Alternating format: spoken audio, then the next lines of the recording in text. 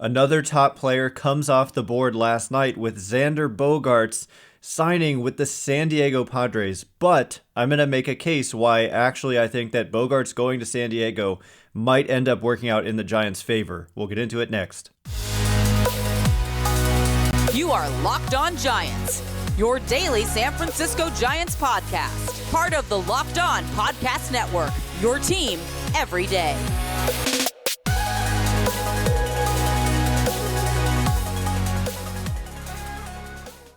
Hello and welcome to Locked On Giants, part of the Locked On Podcast Network, where it's your team every day. My name is Ben Kaspick, and on the show we provide daily episodes Monday through Friday talking about the San Francisco Giants in a way that's data-driven and rational, but also simple, passionate, and accessible to all. I'm a former contributor for the baseball statistics and analysis websites Beyond the Box Score and Rotographs. I've been podcasting about the Giants since 2015, and I'm a lifelong fan.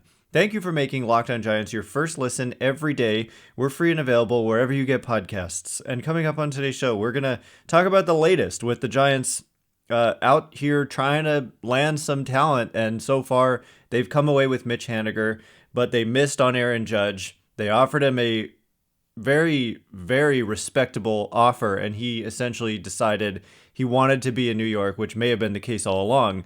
But importantly, from the Giants' perspective, there are other top players who have come off the board.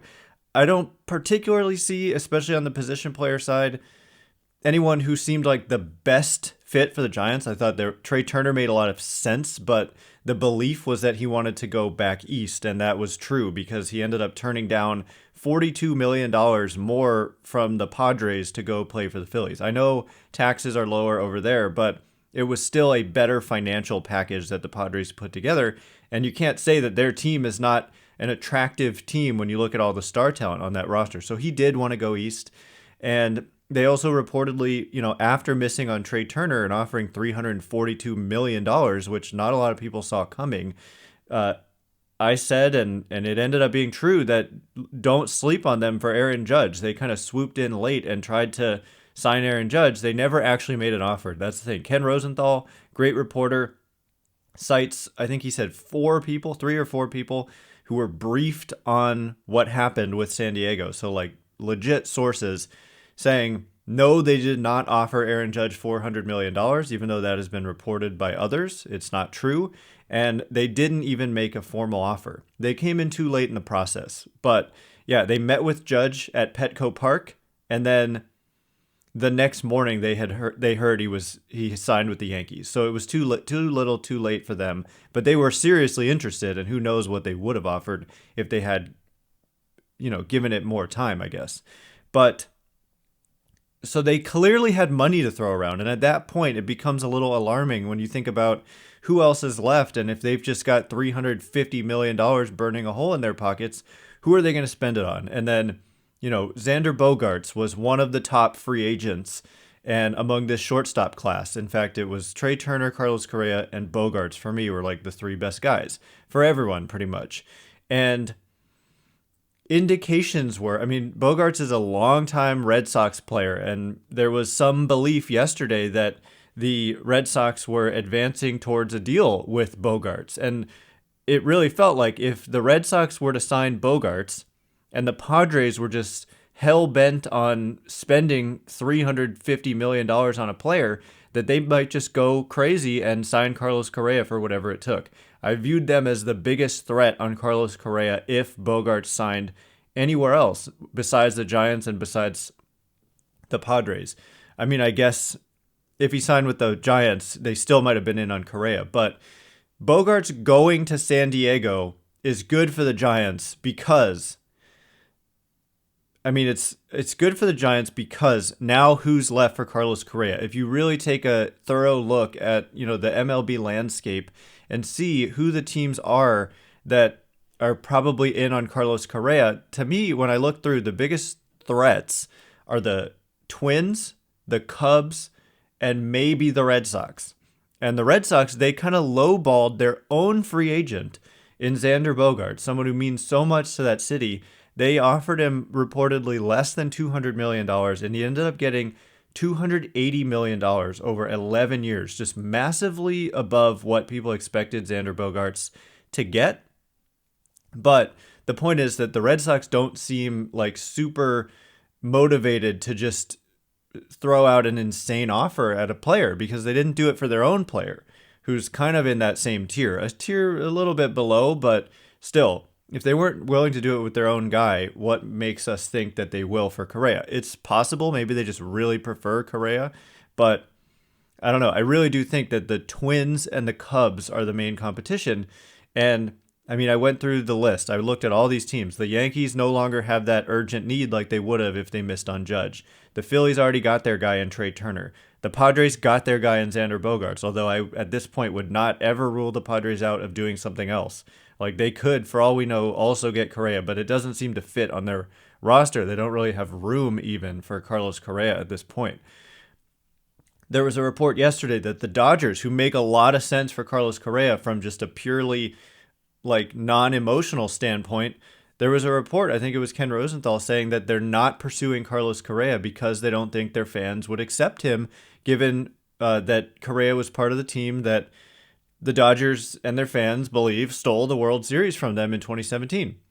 And so that's a huge player potentially out of the market, although I hope that that's true, because they're like the one team who could easily go toe-to-toe with the Giants, make a massive offer, and lure him to LA. But if they're really not pursuing him, that's a major factor in making the Giants a legit destination for Correa. And then Atlanta possibly needs a shortstop, but they want to bring back Dansby Swanson, and I think their plan B is to go with Vaughn Grissom, a homegrown player.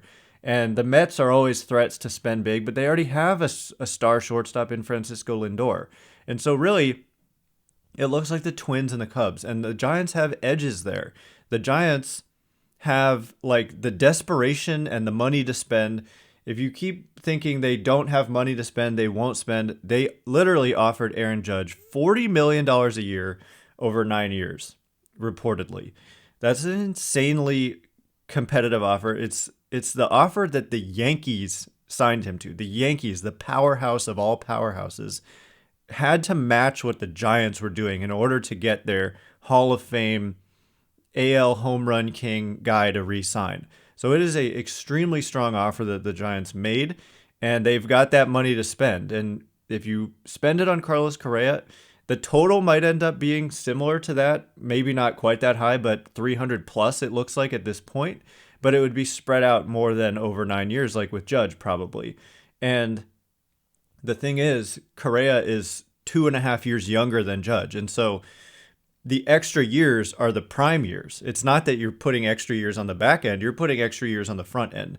And so I really do believe if the competition is the Twins and the Cubs, the Giants may very well, in my opinion, be the favorites to sign Carlos Correa, and they might just do whatever it takes. So coming up in just a minute, there's some quotes from, don't take my word for it, Mark Feinsand of MLB.com, citing sources about the Giants' interest in Correa. We'll get into those quotes and much more in just a minute. But before we do, this episode is brought to you by BetOnline. BetOnline is your number one source for sports betting info, stats, news, and analysis. Get the latest odds and trends for every professional and amateur league out there, from football to basketball to soccer and esports. We've got it all at BetOnline. And as I've been saying over the last few weeks, if Aaron Judge didn't sign with the Giants, I thought that the Carlos Correa odds would go up significantly. And that's what we're seeing right now at BetOnline. I just pulled up their website today, and guess what? The Giants are the co-favorites, along with the Twins, to be the next team that Carlos Correa plays for. The odds that the Giants have right now are plus 100, which has implied odds of 50%. So BetOnline saying the Giants have a 50% chance of ending up with Carlos Correa. The Twins also at 50%. The Cubs at plus 650, and the Red Sox at plus 1200. So clear co-favorites in the Twins and the Giants. And the Giants have the ability, if they want to, which they pretty much might want to at this point, potentially bully the Twins financially. So it's just, you can check out this and much more, including Dansby Swanson odds at BetOnline. Head to the website today or use your mobile device to learn more. BetOnline is where the game starts. All right. as promised, we are going to get into some quotes, not just about Carlos Correa, but also Farhan Zaidi met with the media. What did he have to say about the Aaron Judge pursuit? What did he have to say about where they turn from here? We can all speculate. He's not going to say flat out, oh, yes, we're going to go after Carlos Correa. You realize they can't say that kind of stuff. They don't name players by name in free agency. Thanks for making Locked On Giants your first listen today. For your second listen today, check out Locked On Sports today. From the games that matter the most to the biggest stories in sports, go beyond the scoreboard and behind the scenes with the local experts and insights that only Locked On can provide. Locked On Sports today is available on this app, YouTube, and wherever you get podcasts. So, yes, I wanted to discuss these quotes. Very interesting from Mark Feinsand of MLB.com, legit, solid reporter. And this is what he said on the industry consensus about the odds of where Carlos Correa is going to go. Quote, Correa has drawn significant interest from a number of teams, but sources believe the Giants, who lost out on Judge, are poised to make an aggressive push for the two-time All-Star.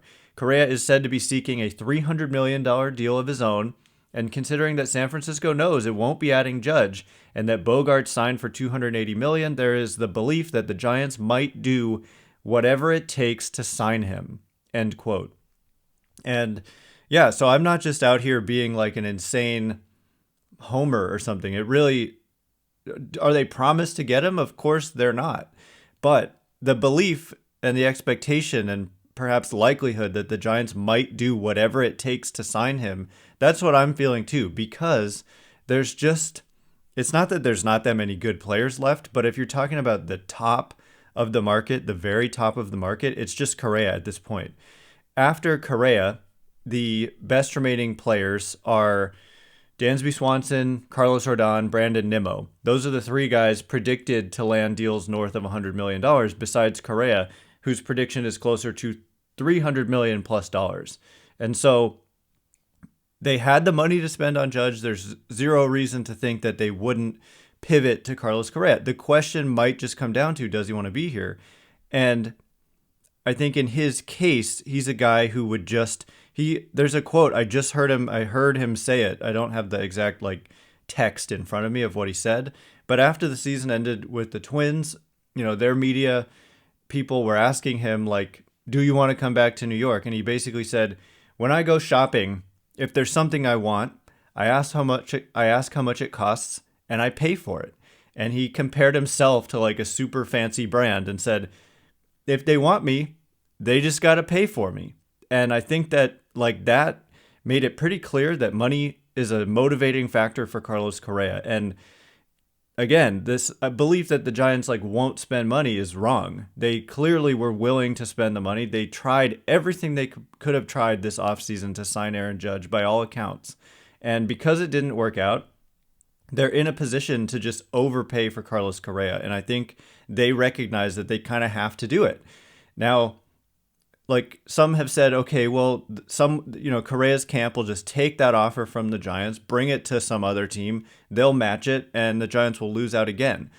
It's possible, but my point is that the teams that seem to be in on Correa are not that type of team.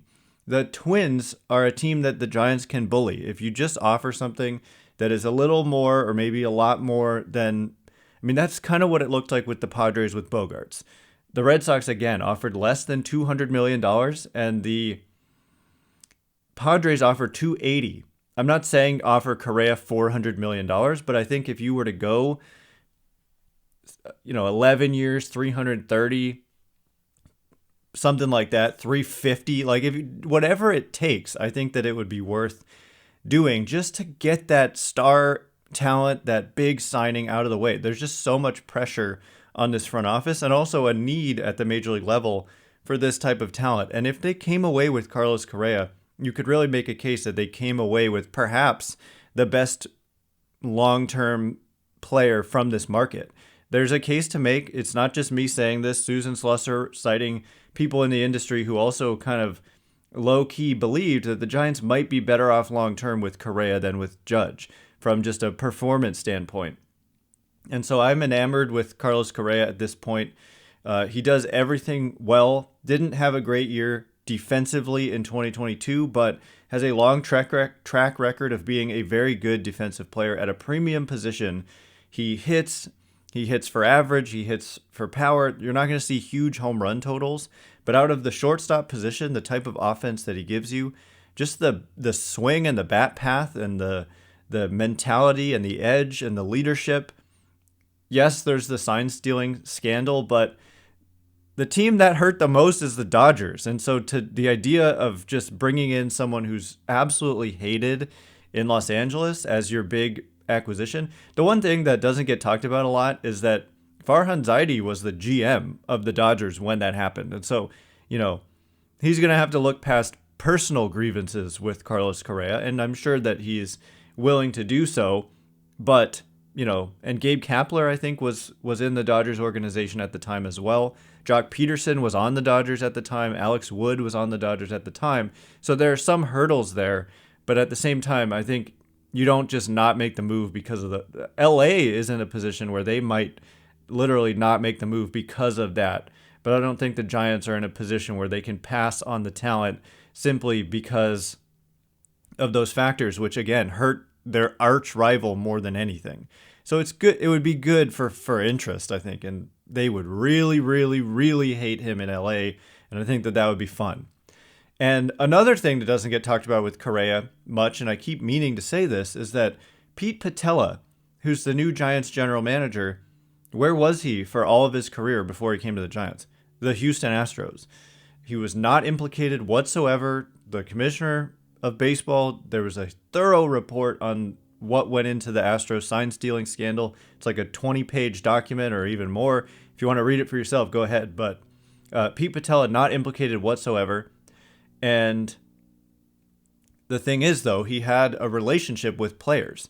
And I've even seen a picture where Pete Patella and Carlos Correa are standing side by side having a conversation on the field at some point in the not too distant past. And so that's kind of you've got someone who knows him personally on your side. And so I would imagine that Pete Patella is doing a lot of the recruiting in the Giants' pursuit of Carlos Correa. I do want to just pause there and say, in a lot of ways, it would be a problem, a big problem if they didn't end up with Carlos Correa. But in other ways, it's not like there's no hope for improving the roster if you don't get Carlos Correa. There are still, you could, sign Dansby Swanson. You could bring back Carlos Rodon and Brandon Nimmo and make some trades. The trade market is something that I think is worth exploring if you end up missing on all of your top free agent targets. There's Brian Reynolds, potentially Rafael Devers becoming available. Now that Xander Bogaerts has left Boston, they might just be in a position where they're willing to tear it down to some extent, with Devers being a year away from free agency. There's the catchers, Sean Murphy in Oakland, and the three good catchers with the Toronto Blue Jays. There's the outfield surplus they have in Arizona. So while it would be a major disappointment if Correa ended up elsewhere, and the worst case scenario would be like San Diego or LA or something, I guess Arizona was in on Bogaerts, so maybe they go crazy with Correa. Probably not, but it's always possible. But it wouldn't be just like time to drop a nuke on the Bay Area, like just melt down territory. It would be bad, but there's ways to improve the roster. It's not like there's one player left is the only player they could possibly acquire this winter.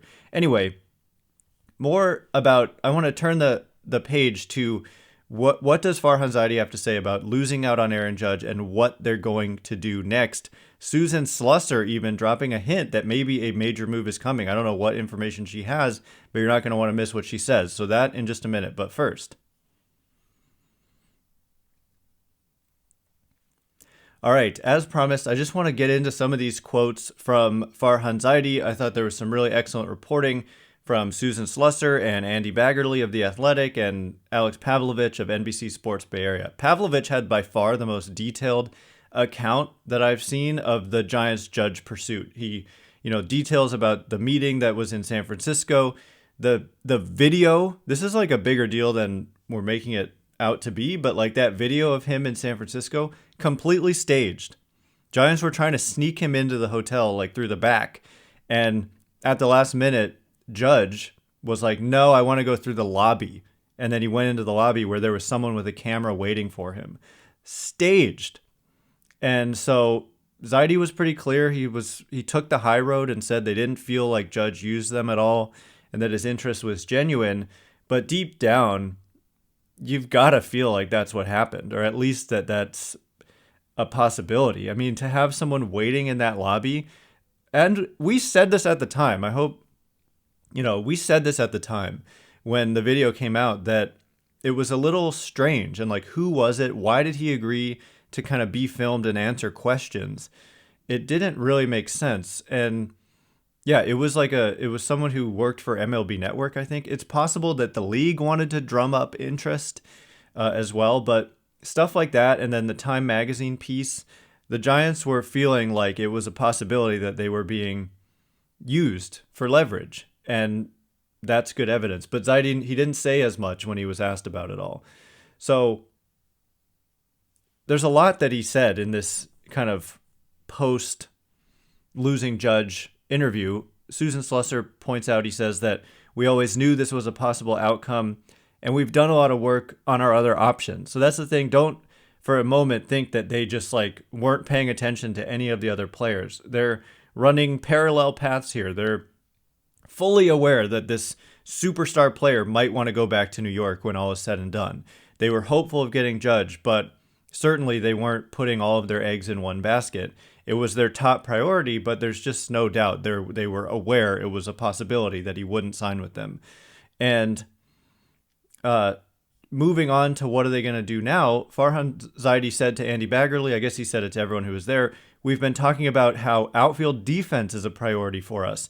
The best way for us to upgrade is to get another really good defensive outfielder and have Mike Yastrzemski and Haniger in the corners with Wade at first and Jock Peterson probably a primary DH against righties. So I thought that was interesting. He kind of laid out that, in fact, the plan is currently to have Lamont Wade Jr. at first base and, Haniger in a corner. That was obvious. Yaz and Slater platooning in another corner, and then to have a good defensive center fielder. So that points back to me, Kevin Kiermaier as a possibility. Also those young D-backs outfielders who are theoretically available in Alec Thomas and Jake McCarthy. Dalton Varsho would cost a ton from a prospect or player standpoint, but is just a super intriguing target. All three of those guys are really intriguing to me. But Kevin Kiermaier and Brandon Nimmo are kind of the free agents who are out there who fit that bill. When I'm looking at the top players who are outfielders who are still out there in free agency, it's Nimmo, Benintendi, Kiermaier, Conforto, Michael Brantley. Clearly, it's just Nimmo and Kiermaier are the two center field options among these top free agent players. There are like more low-key free agents, but these are the guys who appeared on top 50 lists for MLB Trade Rumors, ESPN, and Fangraphs. If you appeared on at least once, you made my spreadsheet, and those are the only outfielders left who... Trey Mancini, but he's not a good defensive outfielder. So anyway, this quote, though, that Susan Slusser ended her piece with, she says, "The Judge news sent the Giants reeling Wednesday, but they're likely to make at least one or two major additions in the next week." End quote. So that is pretty incredible, right? Like, where is she getting that information? She seems to know something that not a lot of others know with some of the comments she's made in the last couple of weeks. And Susan Slusser is like one of my favorite reporters ever. So this is really interesting, obviously. And I mean, starting pitching, they're still going to need a starter. Carlos Rodon, Kodai Senga, Chris Bassett. There are certainly some starters out there. Sean Manaea, although he's coming off quite a miserable season. And then there's Correa and there's Nimmo. So we'll have to wait and see, but I would expect the Giants, just because they missed out on Judge, does not mean they're not going to aggressively pursue whoever is their next top target. And given that they're just highly motivated for a number of reasons, including the fan angst and including the pressure they feel from the fan base, I think that they're going to do what it takes to make a splash, but only time will tell. But we will be there to cover it. That's what we can say for sure whenever anything happens. So thanks again for making Locked On Giants your first listen. For your next listen, check out the Locked On Sports Today podcast. The biggest stories of the day, plus instant reactions, big game recaps, and the take of the day, available on the Odyssey app, YouTube, and wherever you get podcasts. Once again, my name is Ben Kaspick. Check me out on Twitter at Ben Kaspick, Kaspick. If you like this show, please consider rating it or leaving a review. Helps me out a lot, so thank you in advance, and thanks to everyone who's done so already. I can't wait to be with you again tomorrow. Thanks again for listening. You are now Locked On Giants.